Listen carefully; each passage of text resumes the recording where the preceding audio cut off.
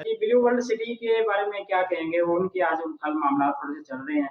उसके बारे में क्या ख्याल है आपका? ब्लू वर्ल्ड सिटी के बारे में जो है वो हमारे कस्टमर्स भी हमसे ये क्वेश्चन पूछ रहे हैं और बहुत ग्रुप्स में भी, और हमें कई कॉल्स आ रही हैं हमारे इंस्टीट्यूशन को। तो उसकी बात ये है कि जो ब्लू वर्ल्ड सिटी के खिलाफ क्रैकडाउन हुआ है, उस पे लोग पूछ रहे हैं कि क्या हमारी इन्वेस्टमेंट डूब जाएगी, क्या कौन कौन से ब्लॉक इसके जो हैं वो आरडीए अप्रूवल नहीं है, क्योंकि वहां पे जाहिर है 4-5 लाख करोड़ का जो एक नया शहर बनने जा रहा है उसको आरडीए ने अप्रूवल देनी है, रावलपिंडी डेवलपमेंट अथॉरिटी ने। तो ब्लू वर्ल्ड सिटी ये क्लेम कर रही है, जो उसके चेयरमैन है चौधरी साहब नजीर साहब, वो कहते हैं कि जी हमारे पास 1.5 लाख करोड़ का जो अप्रूवल है उसकी हमारे पास एनओसी भी अवेलेबल है, हमने वहां पे कंस्ट्रक्शन की इजाजत भी ली हुई है और वो वहां पे कंस्ट्रक्शन कर भी रहे हैं। अब ये जो इशू आया है हमारे सामने कि उसको आरडीए ने उसकी कंस्ट्रक्शन की हुई चीजों को तोड़ रहे हैं, तो वो उसकी वजह ये है कि जहां पर ब्लू वर्ल्ड सिटी के पास एनओसी अवेलेबल नहीं था या वहां पे उनको पास अप्रूवल नहीं थी, वहां पे भी उन्होंने कंस्ट्रक्शन कर दी। और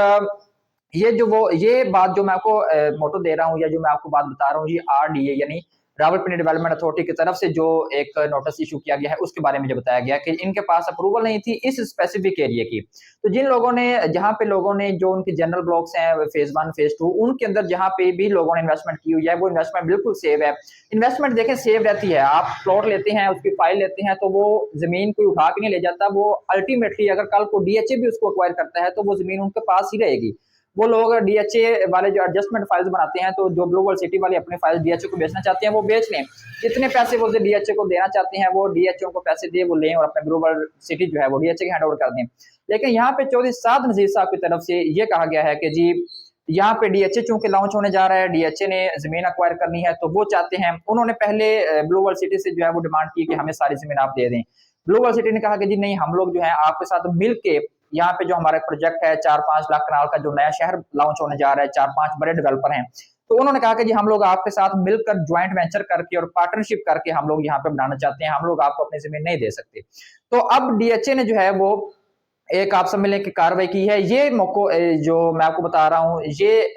जो है वो एक परसेप्शन है और ये कहना है चौधरी साद नजीर साहब का, जो ग्लोबल सिटी के चेयरमैन है। उन्होंने कहा है कि जी हमारी जमीन पर जो कब्जा समझ लें या जो क्रैकडाउन किया गया है वो डीएचए के कहने पे किया गया है, जो डीएचए ने हमारे साथ डील करने की कोशिश की थी लेकिन हम लोग जो है वो उसको जमीन नहीं दे रहे थे, वो उन्होंने हमारे साथ